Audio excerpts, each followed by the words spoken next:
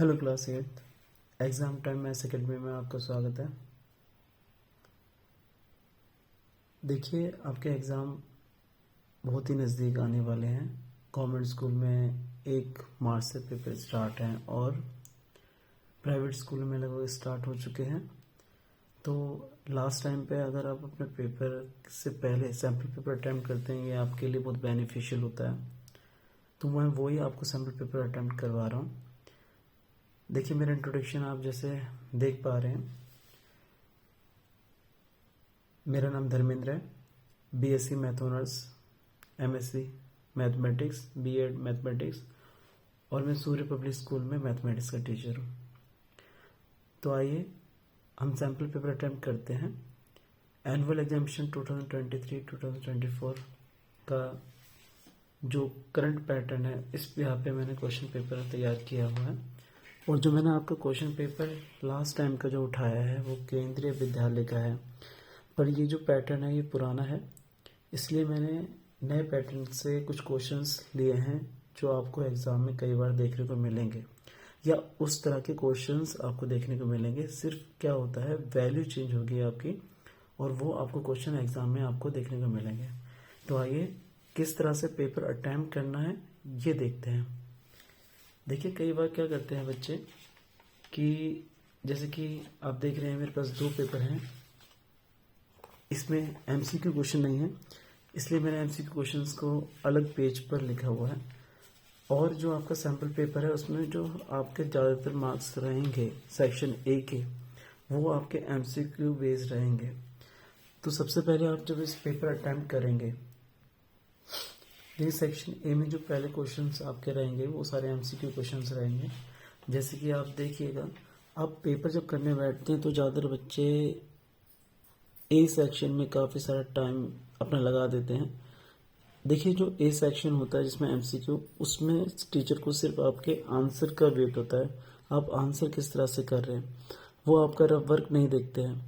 आप जैसे कि पेपर है आपका, पीछे जो आपके शीट होती है उस पर आप जाके कैलकुलेशन कीजिएगा, और फेयर में आप जो है यहाँ पर सिर्फ उसके आंसर लिखिएगा फ्रंट पेज पे। अब फ्रंट पेज को इतना गंदा कर देते हैं कि जो टीचर है उसमें आंसर ढूंढने की जरूरत पड़ती है। तो आपका जो फ्रंट पेज रहेगा एमसीक्यू का, उसमें जैसे कि मैं बताऊं, क्वेश्चन नंबर फर्स्ट लेते हैं, the multiplicative inverse of the rational number. देखिए, रैशनल नंबर को आप जानते हैं कि जो पी अपॉन क्यू की फॉर्म में लिखा जा सके उसे हम क्या बोलते हैं, रैशनल नंबर बोलते हैं। और हमारे पास चाहे वो कोई भी, चाहे ए और बी ले लीजिए, मान लीजिए रैशनल नंबर है कोई भी हमारा, तो रैशनल नंबर इसमें कह रहा है कि इसका मल्टीप्लिकेटिव इन्वर्स बताओ। तो जो रैशनल नंबर है आपका, इसके अंदर जो मल्टीप्लिकेटिव इन्वर्स है, rational number A upon B, तो इसका मल्टीप्लिकेटिव इन्वर्स का मतलब ये होता है कि इसके अंदर आप किससे मल्टीप्लाई करें कि आपको सॉल्व करने पे 1 मिलना चाहिए। तो आप क्लियर है कि अगर मैं इसका रेसिप्रोकल कर दूं b और नीचे a से a कट जाएगा और b से b कट जाएगा, तो मेरे पास क्या आ जाएगा, 1। तो यहाँ पर मेरे पास 4 ऑप्शन दे रखे हैं, a upon b upon a minus का b अपॉन a। तो इसके अंदर जो होगा हमारा ऑप्शन b ऑप्शन बिल्कुल करेक्ट हो जाएगा, b upon a। Question number 2 देखिए, अगर वो यहाँ पर एडिटिव इनवर्स पूछता, यानी ऐड करने पे हमें क्या मिलता है, जो मल्टीप्लिकेटिव इनवर्स होता है वो होता है आपका 1, और जो आपका एडिटिव इनवर्स होता है वो होता है 0। तो हमारे पास a प्लस बी में क्या प्लस करते हैं, हमें क्या मिल जाए, 0। तो आपको सिंपल है a अपॉन बी, क्योंकि यहाँ पर a अपॉन बी माइनस का a अपॉन बी करेंगे तभी दोनों कट के 0 हो जाएगा। आपसे ध्यान से देखिएगा, बच्चे बहुत ज़्यादा कंफ्यूज रहते हैं कि वो एडिटिव इनवर्स पूछ रहा है या फिर मल्टीप्लिकेटिव इनवर्स पूछ रहा है, तो आपने इस चीज़ का ध्यान देना है। अब देखिए, हमारे पास जो आंसर आ गया, क्योंकि हमसे यहाँ पर मल्टीप्लिकेटिव इनवर्स पूछ रहा है, तो आपके पास जो है बी अपॉन ए आपका आंसर हो जाएगा। क्वेश्चन नंबर जो सेकेंड है, सॉल्यूशन बताना है आपने, जो गिवन एक्सप्रेशन है आपको। देखिए, एक्सप्रेशन दे रखा है आपको 2a प्लस का 3b और 2a माइनस का 3b। देखिए, आपने आइडेंटिटीज पढ़ी हैं अपनी क्लास के अंदर, जब आप फैक्टराइजेशन थ्योरम कर रहे हैं या फिर फैक्टराइजेशन चैप्टर कर रहे हैं, तो आप a प्लस बी और a माइनस बी जब भी इस तरह से आप देखते हो तो आप लिख सकते हैं ए स्क्वायर माइनस का बी स्क्वायर। बस आपने रफली जाकर इसको सॉल्व कर लेना है। बच्चे जल्दीबाजी में क्या करते हैं, टिक कर देते हैं, पर वो नहीं करना। आपने पहले जाके रफ में जाकर आपने उसको सॉल्व करके देखना, चाहे वो फेयर करें या ना करें। आप आइडेंटिटी लगाएं ना लगाएं, आपको दिखाई दे रहा है तो 2a का स्क्वायर माइनस 3b का स्क्वायर, तो ये आपका हो जाएगा 4a स्क्वायर और ये हो जाएगा आपके पास 9b स्क्वायर। ये हमारा यहाँ का करेक्ट आंसर हो जाएगा। तो देखिए आपका जो ऑप्शन है वो डी ऑप्शन बिल्कुल करेक्ट है। इस तरह से 4a स्क्वायर माइनस का 9b स्क्वायर आपने आंसर दे देना है। क्वेश्चन नंबर जो थर्ड है, which of the following is not a rational number. देखिए आप रैशनल नंबर के डिफाइन पे जाइएगा। रैशनल नंबर वो होते हैं जिसको हम p अपॉन क्यू की फॉर्म में ले सकते हैं और q की वैल्यू जो नहीं होनी चाहिए वो 0 नहीं होनी चाहिए, इसको हम रैशनल नंबर बोलते हैं। तो ये सारे नंबर जो है, जैसे ये मिक्स फ्रैक्शन में है, इसको भी हम p बाई क्यू की फॉर्म में, इसमें p और p क्यू है। देखिए 0, बच्चे 0 को देखते ही इसका आंसर जो है रैशनल नंबर नहीं है, वो 0 को समझते हैं कि वो रैशनल नंबर नहीं है, पर ये रैशनल नंबर है। बट क्योंकि जब इसके अंदर p की वैल्यू तो 0 हो सकती है ना, q जब किसी के नीचे कुछ नहीं होता तो 1 होता है, तो ये तो हमारा p है, ये क्या है हमारा q है, तो q की वैल्यू कितनी है 1 है, तो ये भी हमारा रैशनल नंबर है। अब जो लास्ट ऑप्शन है 3 1 माइनस का 3 की पावर 0, याद रखिएगा ये 1 होता है, तो 3 1 से 1 कैंसिल होगा तो 0, तो ये आपका रैशनल नंबर नहीं है क्योंकि यहाँ पर q की वैल्यू जो है वो 0 आ गई है। इस क्वेश्चन को ध्यान से देखिएगा, कई बार पेपर में देखने को मिलता है। तो आपके पास जो डी ऑप्शन है वो आपका रैशनल नंबर नहीं होगा, तो 3 1 minus 3 to power 0। Question number 4, देखिए ये आपका डायरेक्ट एंड इनवर्स प्रोपोर्शन का क्वेश्चन आ गया। बच्चे इसमें बड़े कंफ्यूज रहते हैं कि कब डायरेक्ट और कब इनवर्स होगा। तो जैसे 6 taps can we fill a tank in 4 hours, तो देखिए यहाँ पर आपको यहाँ पर टाइम दे यहाँ पर टैप दे रखा है और यहाँ पर आपको टाइम दे रखा है। 6 टैप जो फिल कर सकते हैं वो फिल कर सकते हैं आपका 4 आवर्स के अंदर। अब वो कह रहा है कि 4 टैप्स, अगर जो नंबर ऑफ टैप वो 4 हैं, तो ये बताइए कितने दिन में होगा। तो हम इसे y मान लेते हैं और इसको अगर हम x मानते हैं, इसको y मानते हैं, तो यहाँ पर x जो है वो हमारा इन्वर्सली क्या हो जाएगा, प्रोपोर्शन हो जाएगा, क्योंकि वर्क तो सेम है ना। तो 6 मल्टीप्लाई 4, क्योंकि इसके अंदर x1 मल्टीप्लाई y1 और आपका x2 मल्टीप्लाई y2 और यहाँ पर x2 मल्टीप्लाई y2, तो हमारे पास y2 होगा, तो हमारे पास x1 की वैल्यू 6 है और y1 की वैल्यू 4 है। अब यहाँ पर वैल्यू पुट कीजिएगा, तो देखिए आपको 4 इंटू वाई, क्योंकि y2 की जगह मैंने y रख दिया। जब ये मल्टीप्लाई में है तो यहाँ जाके जब डिवाइड होगा तो ये आपके पास आ जाएगा 4, इसे जब कैंसिल करेंगे तो 6। आपको जो आंसर बनेगा वो आपका करेक्ट ऑप्शन हो जाएगा सी। तो हमारा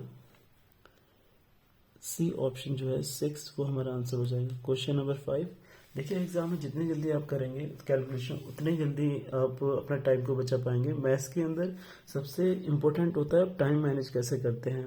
अगर आप टाइम सही से मैनेज कर पा रहे हैं तो आपका पेपर बहुत अच्छा जाएगा, बट अगर आप टाइम को ही मैनेज नहीं कर पाएंगे तो जो आपको क्वेश्चंस आते हैं वो भी आपके छूट जाएंगे। तो ये फेयर के चक्कर में मत रहिएगा।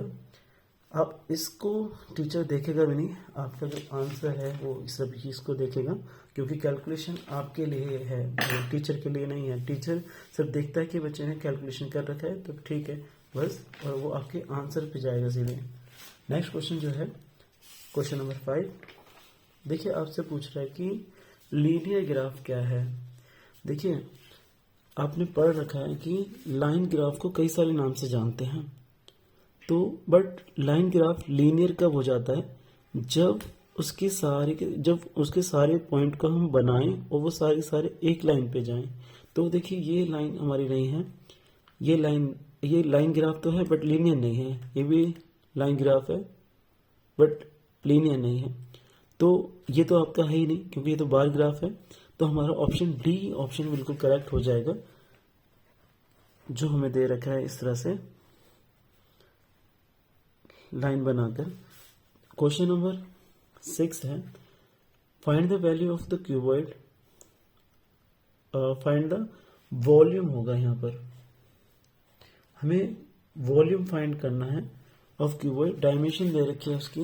देखिए क्यूबॉइड के अंदर आप इसको ड्रॉ करेंगे, जब भी फेयर में करते तो आप ड्रॉ करके इस तरह से दे सकते हैं, या फिर आप डायरेक्ट आप जानते हैं कि जो वॉल्यूम होता है वो L into B into H होता है, और आपको जो L दे रखा है वो दे रखा है 8, और जो अदर साइड दे रखी है वो 6.5 एंड 3।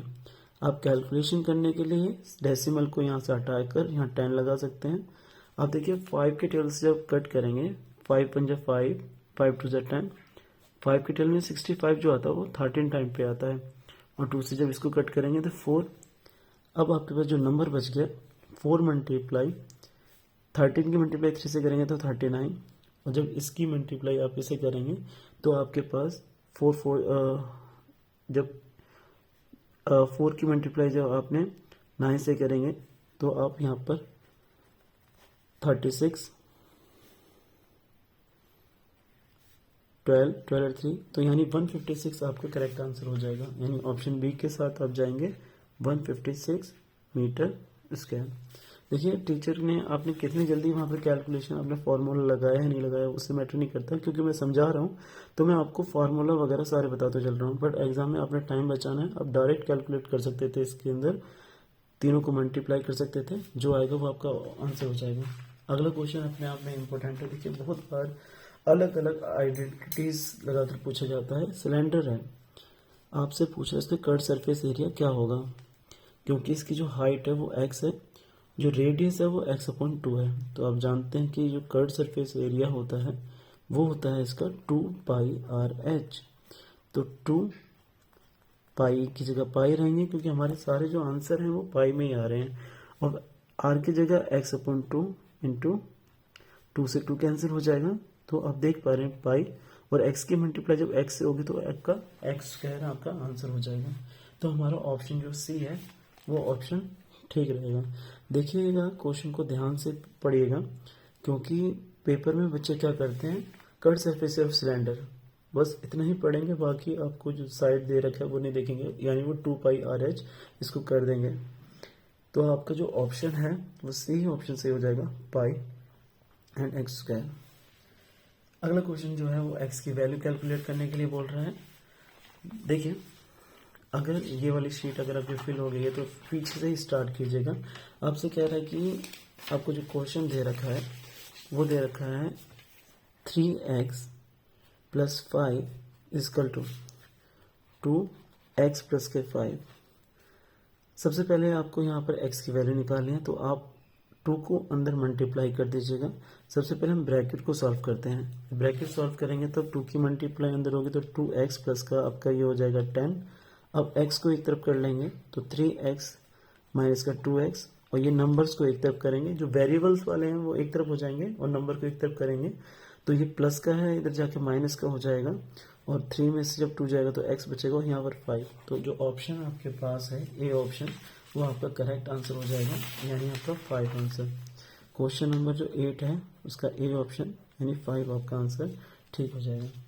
क्वेश्चन नंबर जो 9 है वो वैसे अपने आप में डायरेक्ट है, बट आप फिर भी यहाँ समझाने के लिए मैं बता रहा हूँ आपको कि आपसे क्वेश्चन नंबर जो बोल रहा है कि 15a माइनस के 15a।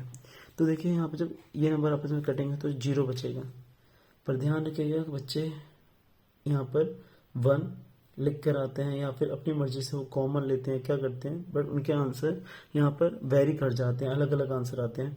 तो यहाँ पर जब ये पूरा नंबर डिजिट कट जाता है माइनस में तो आपके पास 0 बचा, यानी इसका ऑप्शन जो है वो डी ऑप्शन आपका करेक्ट हो जाएगा 9th का 0। क्वेश्चन नंबर आपके पास है 10। कह रहा है कि which is not a Pythagorean triplet. ये आप जानते हैं कि पाइथागोरन ट्रिपलेट जो होती है वो 3 होती हैं।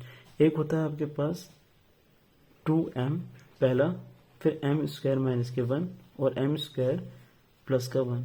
इसके अलावा जो भी नहीं है वो हमारा फिर पाइथागोरन ट्रिपलेट नहीं है। तो which is not a Pythagorean triplet, तो हमारे पास जो बी ऑप्शन है वो इनका कोई भी पार्ट नहीं है। तो हमारा जो बी ऑप्शन है वो हो जाएगा m/2।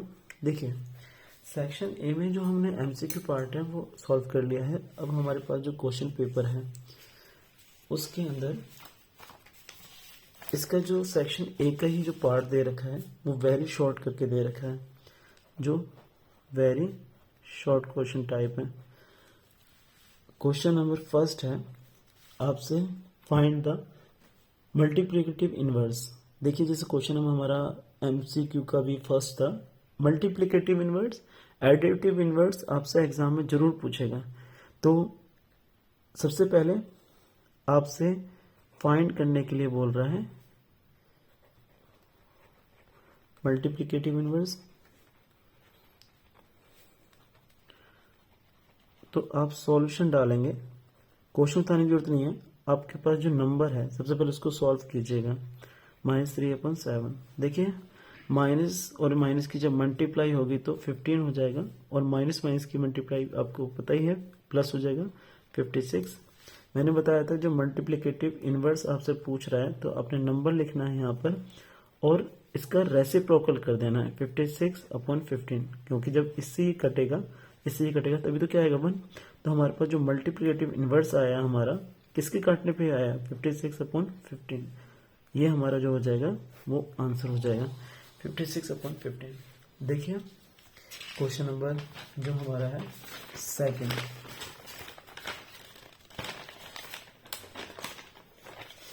क्वेश्चन नंबर जो सेकंड है वो आपसे सॉल्व करने के लिए बोल रहे हैं लीनियर इक्वेशन को।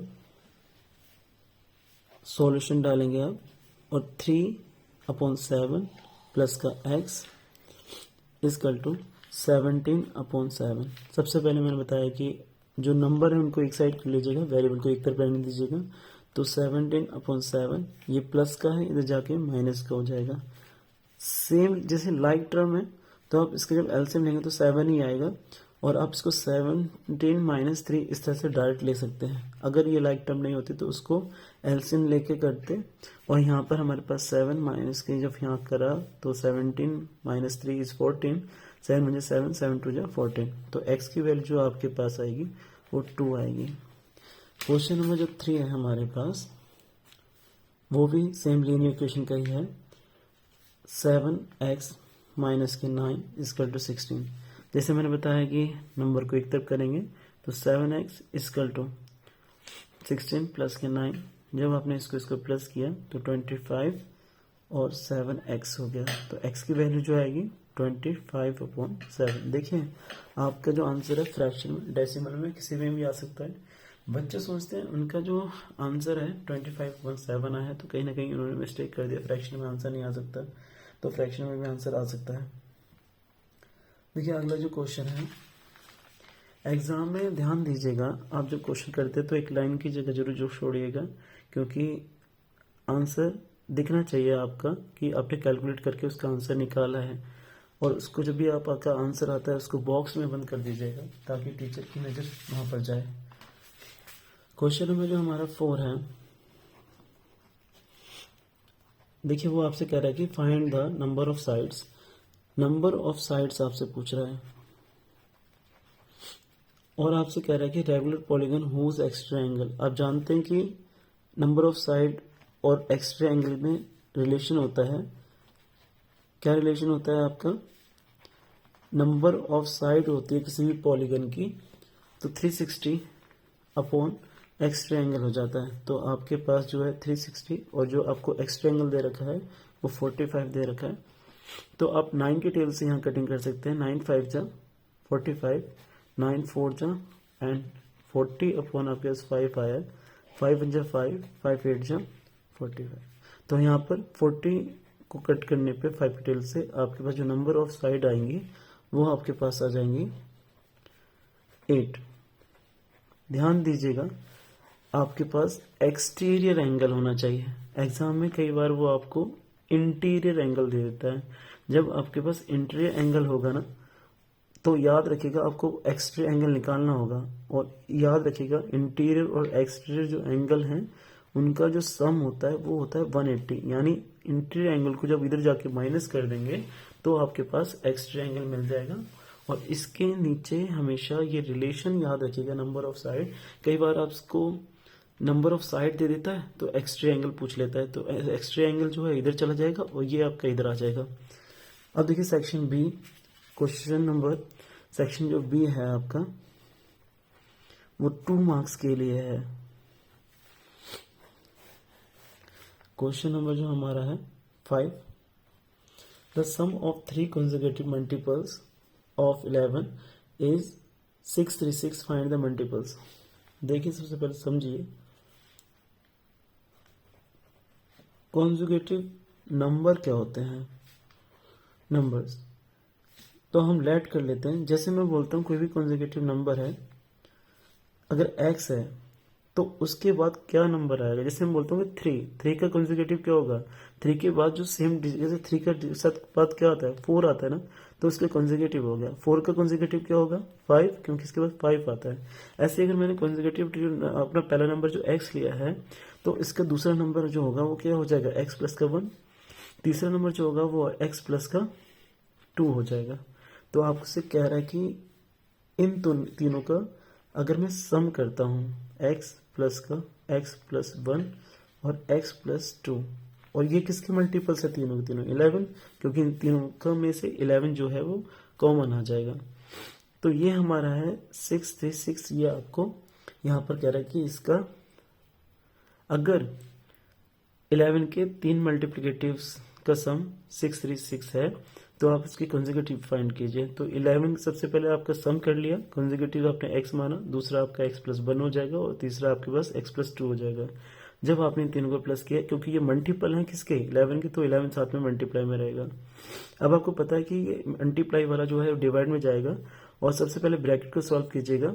तो x और x और x, ये आपका हो गया यहाँ पर 3x, और 1 और 2 ये हो गया आपके पास 3, और हमारे पास 3 6 3 11 है यहाँ पर हमारे पास, कटिंग में आ जाएगा 11 बन जाए 11 3 से 33, यहाँ 3 बचेगा, 11 3 से 33, यानी 3x प्लस का 3 इक्वल टू आपके पास 33 आ गया।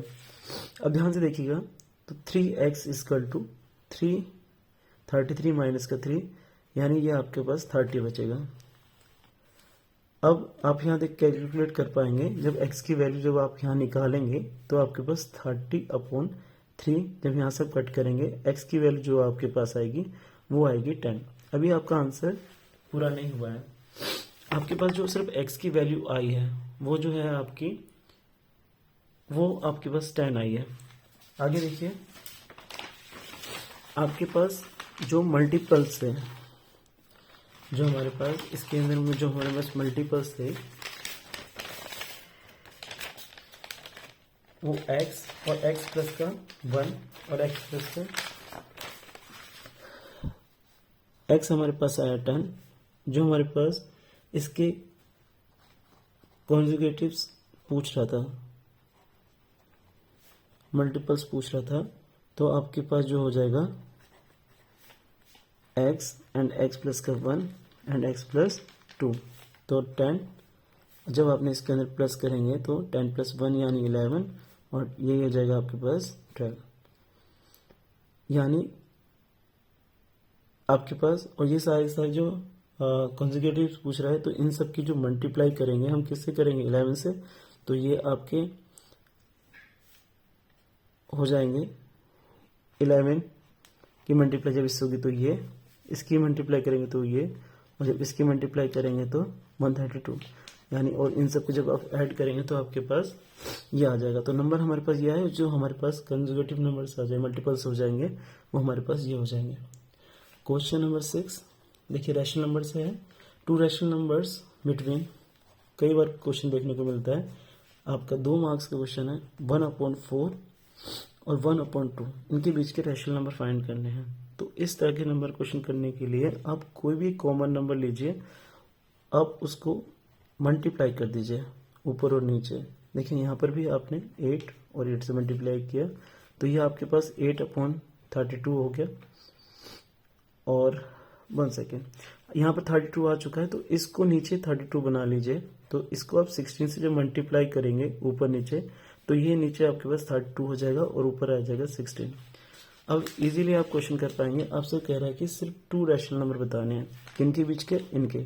तो आपके पास जो रैशनल नंबर होगा, rational number between 1/4 and 1/2 is, देखिए आपके पास जो 8/32 आया है तो इससे बड़ा नंबर 9, ये 10/32, 11/32। देखिए इसमें आंसर अलग अलग हो सकते हैं। मैंने यहाँ पर 8 से मल्टीप्लाई करा, हो सकता है कोई 9 से मल्टीप्लाई करेगा और फिर इसको नीचे सेम, यानी सेम आप जो आपका डिनोमिनेटर है वो सेम कर लीजिएगा। तो आपके पास यहाँ पर जब आपने 16 से मल्टीप्लाई किया दोनों में सेकंड नंबर पे और इसमें 8 से मल्टीप्लाई किया तो सेम आ गया। और इस तरह से आप जितने मर्जी नंबर लिख सकते हैं। अगर आपसे 5 पूछता है तो 5 भी आप यहाँ पर लिख सकते हैं, बट आपसे वो 2 पूछ रहा है तो यही आपके आंसर्स हो जाएंगे। क्वेश्चन नंबर जो आपका 7 है वो लीनियर इक्वेशन से है। जब आप इसको सॉल्व करेंगे 5x प्लस का 7/2 इजकल टू 3/2x माइनस के 14। तो आपको पता है कि जो वेरिएबल वाले टर्म होती है उनको एक तरफ करेंगे और जो नंबर होते हैं उनको एक तरफ करेंगे। तो 5x माइनस का 3/2x और यहाँ पर माइनस के 14। जब आपके पास यहाँ जाएगा ये प्लस का तो ये इधर जाके माइनस का हो जाएगा। अब देखिए यहाँ पर एलसीएम लेना है क्योंकि ये लाइक टर्म नहीं है। जब आप इसका एलसीएम लेते हैं तो यहाँ समझिए 1 और 2 का जब एलसीएम लेंगे तो 2 आएगा। 1 के टेबल में जो 2 होता है वो आपके पास 2 टाइम पे आता है, तो 2 की मल्टीप्लाई जब 5 से होगी तो ये आपका 10x हो जाएगा। 2 के टेबल में जो 2 आता है 1 टाइम पे आता है तो 3x सेम। और जब हम यहाँ पर एलसीएम लेंगे तो ये आपके पास 2 आएगा। तो 1 के टेबल में 2 आता है 2 टाइम पे, तो 14 की मल्टीप्लाई जब 2 से होगी तो 28। और जब 2 के टेबल में 2 1 पे आता है तो 7 ही रहेगा। यहाँ पर जब आपने माइनस किया तो ये 7x/2 हो जाएगा। और यहाँ पर जब आपने इसको माइनस और माइनस प्लस हो जाएंगे 35 यहाँ पर 2 होगा। अब आप जानते हैं कि इसको आगे सॉल्व करने के लिए जैसे कि आपके पास आया है 7/2x और यहाँ पर 35/2, जो x है हमें इसकी वैल्यू निकालनी है, जो डिवाइड में है वो यहाँ जाके आपका मल्टीप्लाई में हो जाएगा और जो मल्टीप्लाई का है वो यहाँ पर जाके डिवाइड का हो जाएगा। 2 से 2 कैंसिल हो जाएगा, 7 5 35, यानी जो x की वैल्यू आएगी वो -5 आएगी। ये हमारा इसका आंसर हो जाएगा। देखिए क्वेश्चन नंबर 8 है। क्वेश्चन नंबर 8 में कह रहा है कि x की वैल्यू फाइंड कीजिए। x आपने बताना है कितना डिग्री होगा। तो सॉल्यूशन देखिए आप जानते हैं sum of all exterior angle is equal to 360। जितने भी एक्सटीरियर एंगल होते हैं किसी भी पॉलीगन में, जैसे यहाँ पर दिखा रखा है इस तरह से, तो आपको पता है ये z दे रखा है, यहाँ इसकी वैल्यू 90 है, यहाँ इसकी वैल्यू 50 है और यहाँ पर आपको 110। जो बाहर के जितने भी एंगल होते हैं उनको एक्स्ट्रा एंगल बोलते हैं, उनका सम जो होता है 360 डिग्री होता है। तो 90 प्लस का 50 प्लस का 110 प्लस का आपको यहाँ पर जो वैल्यू दे रखी है वो x दे रखी है और 360। अब आपके पास यहाँ पर जो है इन सबको सम करना है, यहाँ से माइनस कर देना है तो ये आपका आंसर आ जाएगा। तो मुझे कैलकुलेट करके बताइएगा कितना आपकी x की वैल्यू आई है। देखिए सेक्शन बी तक मैंने आपको करवाया है, वीडियो बहुत ज़्यादा बढ़ी जा रही है, इसीलिए सेक्शन का जो सेकंड पार्ट है वो हम नेक्स्ट टाइम ट्राई करेंगे। और आपसे रिक्वेस्ट है अगर आपको मेरे क्वेश्चन समझ में आ रहे हैं तो चैनल को प्लीज़ लाइक एंड सब्सक्राइब कीजिएगा एग्जाम टाइम को। Thank you.